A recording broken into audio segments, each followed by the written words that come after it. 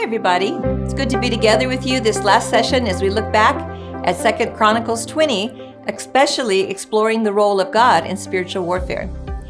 We remember how they began to cry out, Jehoshaphat and his people, in humility and trust of the Lord, and how the Spirit of the Lord came as they stood before their God.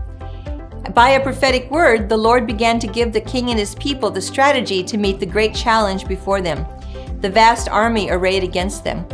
Do not be afraid, God said, or become discouraged because of this vast army, for the battle is not yours but God's. Tomorrow, march down against them. You will not have to fight this battle. Take up your positions, stand firm, and see the deliverance the Lord will give you, O Judah and Jerusalem. And then he says it again, do not be afraid, do not be discouraged. Go out to face them tomorrow, and the Lord will be with you. As we wait before God, he will come. He will speak. The Lord gave them all aspects of the strategy they needed. He told them when to go, where to go, how to go, what to do, and who would be with them. He himself would be with them. Best of all, he told them they wouldn't even have to be responsible to bring the victory, but that as they just took their positions and stood firm, they would see the deliverance the Lord himself would bring them. So in obedience, in humility, and trust, the next day when they went to take their places, they began to worship God, and the Lord himself fought their battle. As they began to sing and praise, the Lord set ambushes against the men of Ammon and Moab and Mount Seir, who were invading Judah, and they were defeated.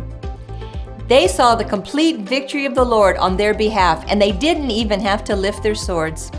The Lord threw the enemy into confusion, and the enemies of God's people killed each other. Only dead bodies were found when they arrived at the battlefield. What an awesome God! Worship is such a strategic part of spiritual warfare. As God is the primary in the role of spiritual warfare, we focus on him and we worship him, and that worship prepares the way for the Lord to fight our battles for us and bring about the victory. As we worship God, he fights for us. That's his role in spiritual warfare. So the battle is the Lord's.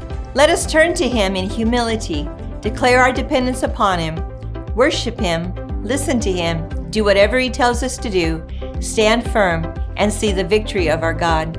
Our God is a warrior who fights for us. Praise his name. Thank you.